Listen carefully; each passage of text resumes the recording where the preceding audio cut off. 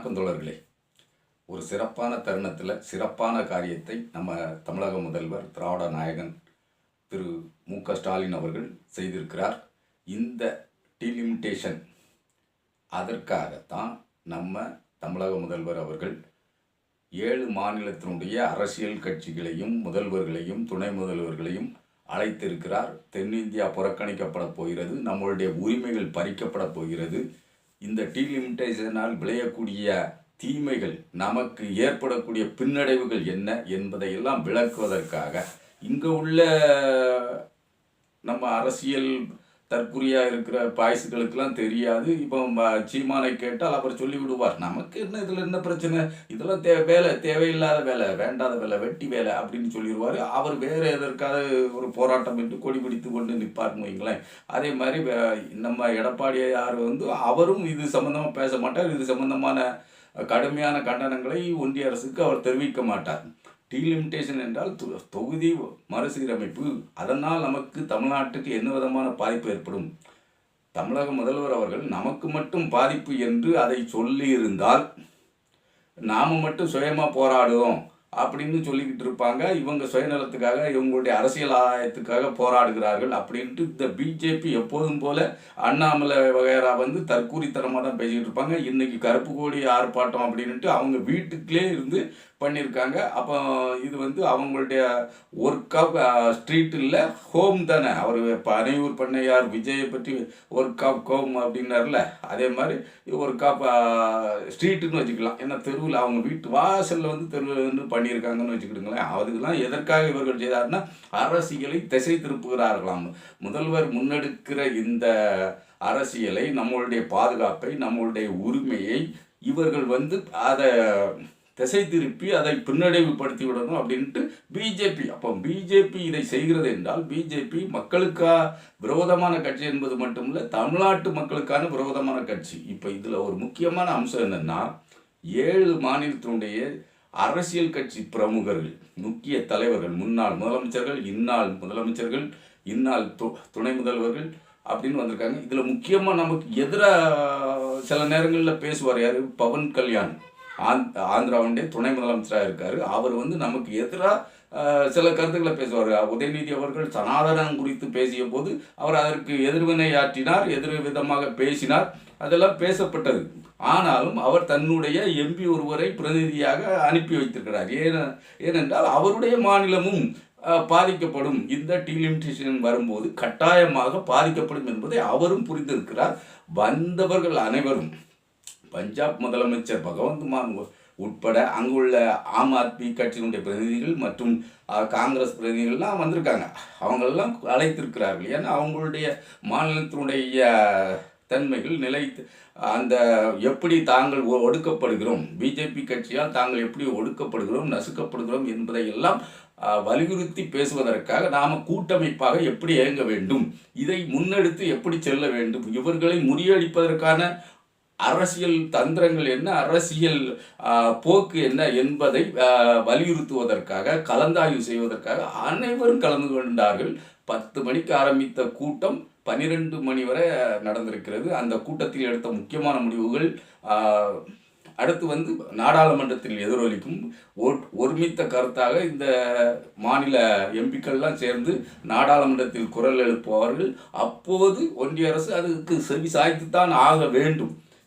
இப்போ இதுக்கு என்ன அவசரம் வந்தது? டீலிமிட்டேஷனை பற்றி நாங்கள் பேசவே இல்லையே, இதற்கு என்ன அவசரம் வந்தது? ஏதாவது பிஜேபிக்காரங்க எல்லாரும் பேசுவாங்க, அதாவது திசை திருப்ப அரசியலை திமுக செய்து வருகிறது அப்படின்னு இவங்க பேசிக்கிட்டு இருக்காங்க. அந்த மாதிரியான திசை திருப்பும் அரசியலை திமுக செய்து வரவில்லை.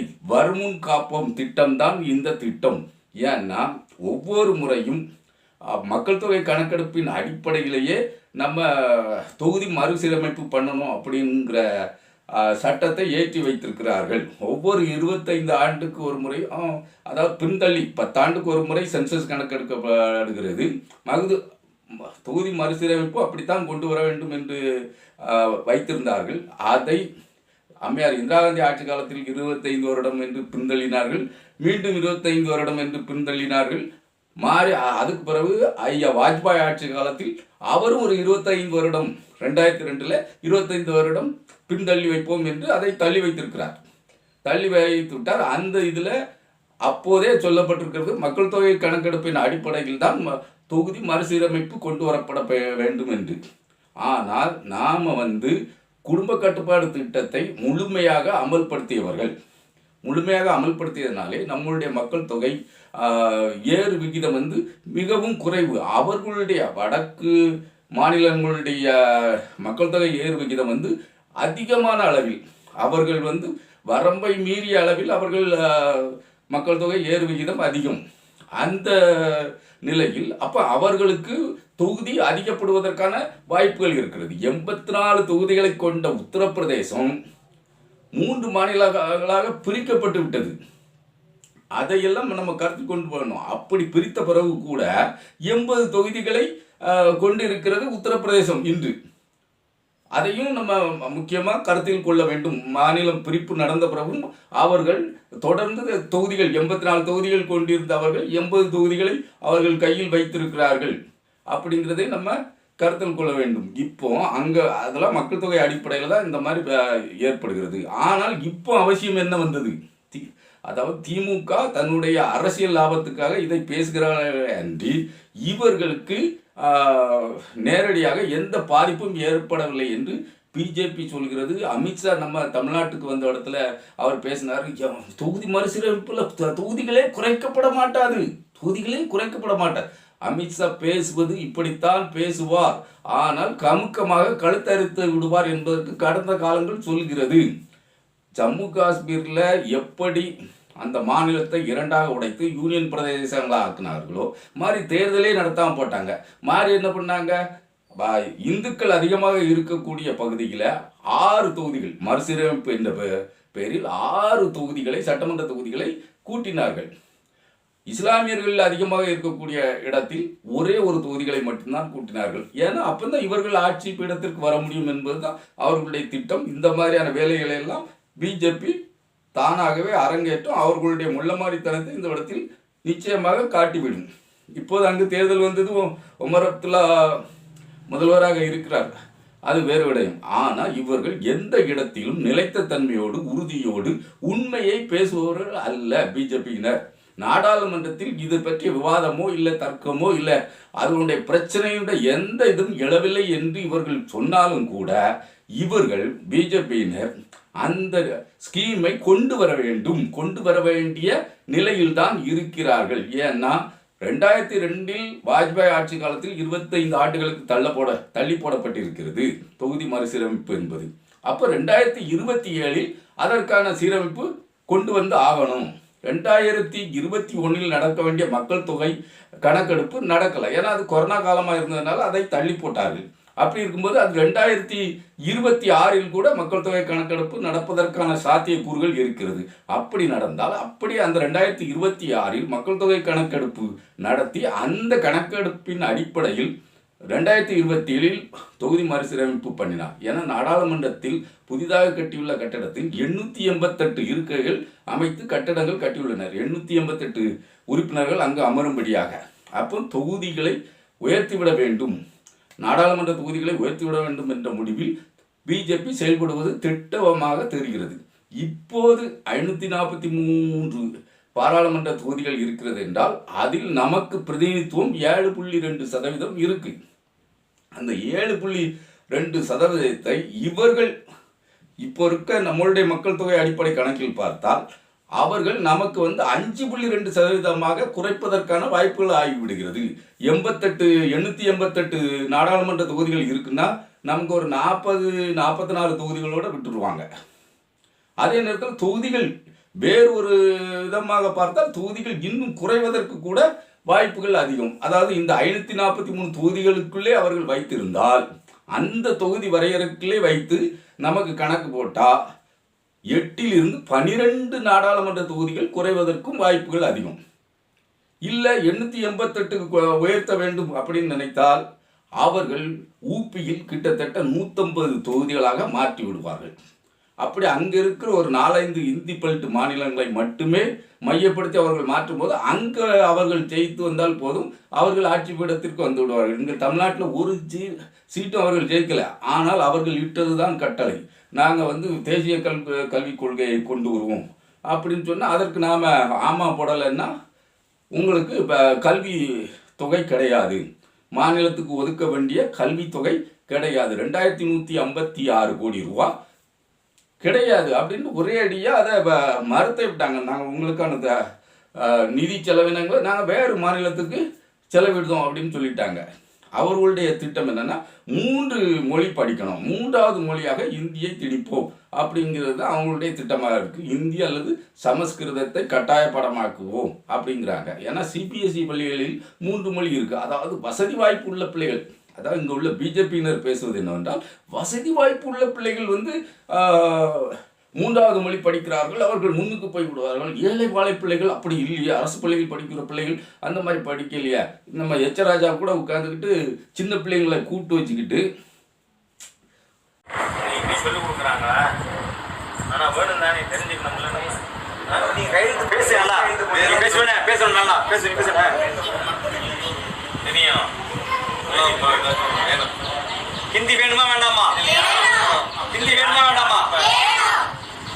யார் இதில் இப்போ ஹிந்தி படிக்கிறதுக்கு கிளாஸ்ல இருக்கு? நல்லா இருக்குது. வித்யாகிரி இப்போ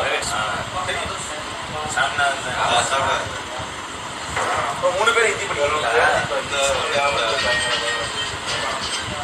பேர் என்னம்மா? நர்மதா. நர்மதா இது எது நர்மதா? காவேரி மாதிரி அதுவும் ஒரு நதி. என்ன ஹிந்தி எதில் படிக்கிற? கிளாஸில் சொல்லிக்கிறாங்க. தனியாக படிக்கிறியா? டியூஷன் படிக்கிறியா?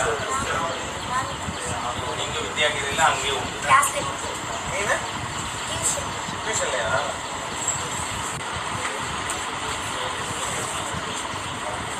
சரி, வேணும் படிக்கிற எல்லாரும்.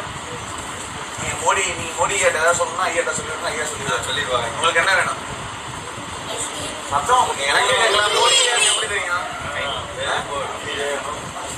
எனக்கே கேட்கல. மோடி எப்படி சத்தமா சொன்னாதானே கேட்கணும். சொல்லுங்க சத்தமா. இது பேசுறாரு பாருங்க எப்படி.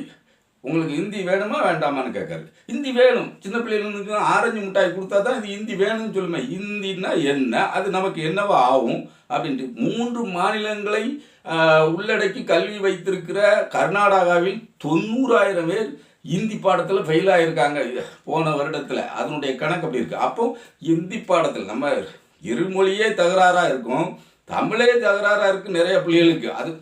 அதாவது தாய் வழி கல்வியாக இருந்தால் கூட தாய் வழியிலும் படிப்பதற்கும் தகராறு இருக்குது. எந்த வகையிலும் அவர்களுக்கு ஒரு தகராறு இருந்துக்கிட்டு தான் இருக்கும். அப்போ இன்னொரு மொழியை 3வது மொழியாக ஒரு மொழியை படிப்பதென்றால் மற்ற பாடத்திட்டங்களில் நம்ம இன்னும் கவனம் செலுத்துவது குறைந்து விடும். அதற்கான வாய்ப்பு தானே.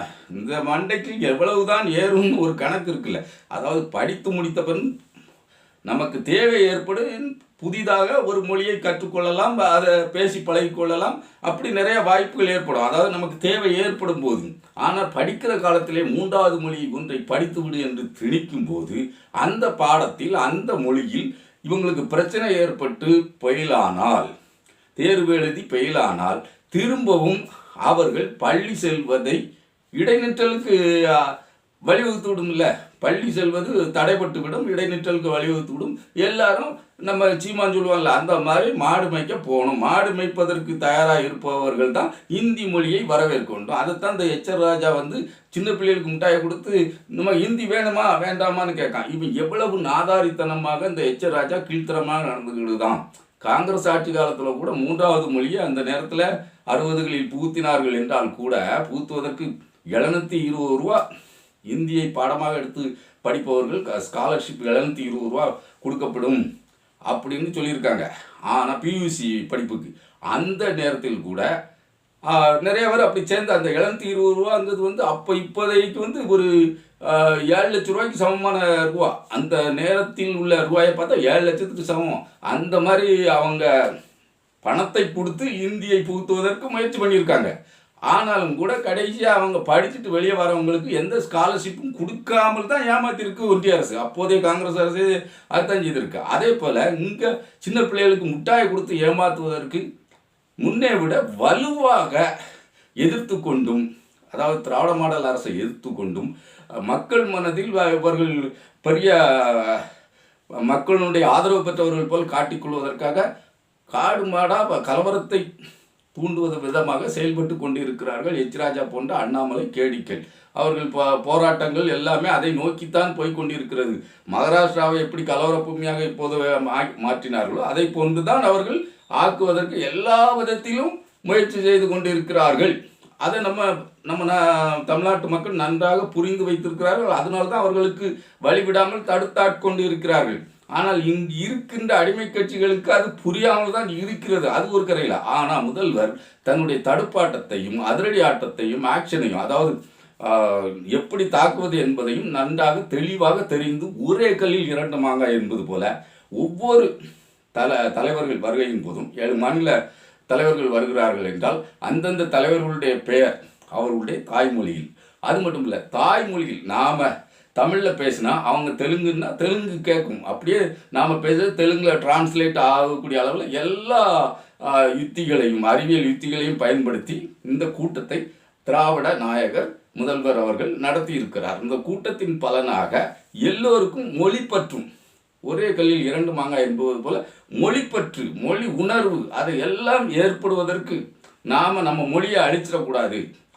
நம்ம மொழியை நம்ம வளர்த்தெடுக்கணும். அதற்கு நமக்கு இருமொழி கொள்கையே போதும். ஆங்கிலம் இருந்தால்தான் அயல் நாடுகளுக்கு பயணிக்க முடியும், அயல் நாடுகளுக்கு வேலை வாய்ப்பு தேடி செல்ல முடியும்.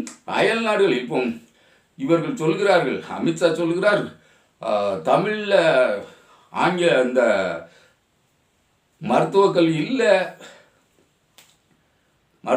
இல்லை, இன்ஜினியரிங் கல்லூரி இல்லை, அதெல்லாம் சொல்லி கொடுக்கல, தமிழில் நடத்தலை அப்படின்ட்டு அமித்ஷா அங்கலாய்க்கிறார்.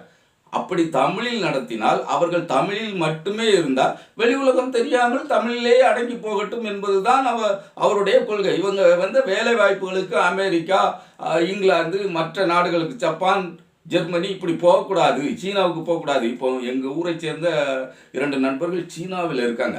அவங்க வறிய நிலையில் இருந்தவர்கள், ரொம்பவும் வறிய நிலையில் இருந்தவர்கள். இப்போ சீனாவில் இருந்து, அதாவது இந்த பிடெக் படித்த தம்பிகள் சீனாவில் இருந்து இப்போ அவர்கள் சம்பாதித்து அனுப்பக்கூடிய பணத்தில் நல்ல நிலையில் அவர் குடும்பம் செழித்து ஓங்கி வளர்ந்திருக்கிறது. காரணம் என்றால் அவர்கள் வெளிநாடுகளுக்கு போகிறார்கள். அவர்கள் கற்ற கல்வியானது ஆங்கில வழி கல்வியாக மாறி இருக்கிறது. அதாவது தமிழ் வழியில் கல்வியில் பயின்றாலும் அந்த பிடெக் முறை, இன்ஜினியரிங் முறை எல்லாமே ஆங்கில வழியில் இருப்பதனால் அவர்கள் ஆங்கில வழியை பயன்படுத்தி சீனாவில் மற்ற நாடுகளில் வேலைவாய்ப்புக்கு அது பயன்படுகிறது. ஆனால் இது தமிழில் கற்றுக் கொடுக்கணும், அதை திராவிட மாடல் அரசு செய்யலை, இவங்க தமிழ்னு சொல்லிக்கிட்டு தான் செய்யலை அப்படின்னு நம்மளை அதில் ஒரு ஊசி வச்சு குத்திக்கிட்டு என்னென்னலாமோ எப்படியெல்லாமோ சதித்திட்டங்களை தீட்டுகிறது இந்த பிஜேபி, பாரதிய ஜனதா கட்சி. அவர்கள் மேலே இப்போ சொல்லியிருக்காங்க, அந்தந்த மாநில மொழிகளிலேயே நாங்கள் கடிதம் எழுதுவோம். இதுவரை தமிழில், அதாவது அந்தந்த மாநிலத்தை சேர்ந்தவர்கள் கேட்கக்கூடாத பாராளுமன்றத்தில் கேட்டால் நீ பதிலே இந்தியில் தான் பேசுவ, இந்தியில் தான் பதில் எழுதி கொடுப்ப. அப்படிப்பட்ட நீ இப்போ தமிழ்லேயே கடிதம் எழுதுவ. ஏன் பயப்படுத? இங்கே தமிழ்நாட்டு முதல்வர் அடித்த அடி அப்படி, அந்த அடியினுடைய தாக்கம் தான் இப்போ பயந்து வரோம். அது மட்டும் இல்லை, அமித்ஷா சொல்லுதாரு, மொழியால் மக்களை பிளவுபடுத்துகிறார்கள், நாட்டை பிளவுபடுத்துகிறார்கள் அப்படிங்க. எந்த மொழியால் நாட்டை இவர்கள் பிளவுபடுத்துகிறார்கள்? யார் பிளவுபடுத்துவது? பிஜேபி தான் அதை செய்கிறது. சமஸ்கிருதத்துக்கு என்று ஒரு மாநிலம் இருக்கிறதா? இப்போ தென் மாநிலங்கள்லாம் சேர்ந்து 35% ஜிடிபி வளர்ச்சியை ஒன்றிய அரசுக்கு அழுதுகிட்டு இருக்கு. 10 லட்சம் கோடி பணத்தை நம்ம ஜிடிபி மூலமாக, அதாவது ஜிஎஸ்டி பணமாக கட்டியிருக்கோம். ஆனால் நமக்கு திருப்பி கொடுத்துருக்குது வெறும் 1.66 கோடி தான். 1,66,000 கோடியை தான் நமக்கு திருப்பி கொடுத்துருக்காங்க. எத்தனை பெரிய ஏமாற்று வேலை! மீதி 9 லட்சம் கோடியை அவர்களே தின்று விட்டார்கள், அல்லது வேறு மாநிலத்திற்கு அவர்கள் கொடுத்து விட்டார்கள், அல்லது அவர்களுடைய செலவுக்கு பயன்படுத்தி விட்டார்கள், அல்லது அவர்களுடைய ஊழலுக்கு பயன்படுத்தி விட்டார்கள். இந்த மாதிரி மோசடித்தனம், முள்ளமாரித்தனம், நம்மளை வஞ்சிக்கிற தன்மை எல்லாத்தையும் எதிர்த்து கேள்வி கேட்க வேண்டும் என்றால் நமக்கு பிரதிநிதித்துவம் வேண்டும். அந்த பிரதிநிதித்துவம் அதிகமாக இருக்கணும்னா இப்போதே இருக்க நிலைப்பாடே, அந்த 7.2% பார்லிமெண்ட்டில் இருக்குமே, அந்த நிலைப்பாடே நமக்கு தொடரணும். அப்படிங்கிறது தான் ஒவ்வொரு மாநிலத்துக்கும் என்னென்ன சதவீதம் இருக்கோ அந்த நிலைப்பாடு தொடர வேண்டும் என்பது தான் நம்மளுடைய முதல்வர் வலியுறுத்தியிருக்கிறார். அதே மாதிரி தேசிய கல்விக் கொள்கையை ஏற்கக்கூடாது, நமக்கு இருமொழி கொள்கையே போதும் என்பதையும் வலியுறுத்தும் விதமாக ஒரே கல்லில் 2 மாங்காய் அடிக்கும் விதமாகத்தான் செயல்படுத்தியிருக்கிறார். ஆனால் சமஸ்கிருதம் எந்த மாநிலத்திலும் இல்லை. வெறும் 24,169 பேர் தான் மக்கள் தான் பேசுகிறார்கள், எழுதுகிறார்கள். அவர்கள் பேசக்கூடிய அந்த மொழிக்கு 6,000 7,000 கோடி ரூபா செலவு போடுறாங்க. ஆசீர்வாதம் ஆச்சாரியாருன்னு ஒருவர் இருக்கார், அவர் நம்ம தமிழ்நாட்டில் தான் இருக்கார். அவர் சொல்லுவார், அதில் 242 பல்கலைக்கழகங்கள் இருக்கும்போது அதுக்கு தான் செலவு பண்ணணும். எதுக்கு? பேசாத மொழிக்கு, யாரும் பேசாத மொழிக்கு எந்த மாநிலமும், அந்த மொழிக்கென்று எந்த மாநிலமும் இல்லாத ஒரு மொழிக்கு ஏன் இத்தனை கோடி ரூபாய் செலவழிக்கிறாங்க? ஏன் இத்தனை பல்கலைக்கழகங்கள் வச்சிருக்காங்க? எதற்காக? யாரை காப்பாற்றுவதற்காக? எதற்காக? அப்படிங்கிறத நம்ம திரும்ப திரும்ப கேட்கும்.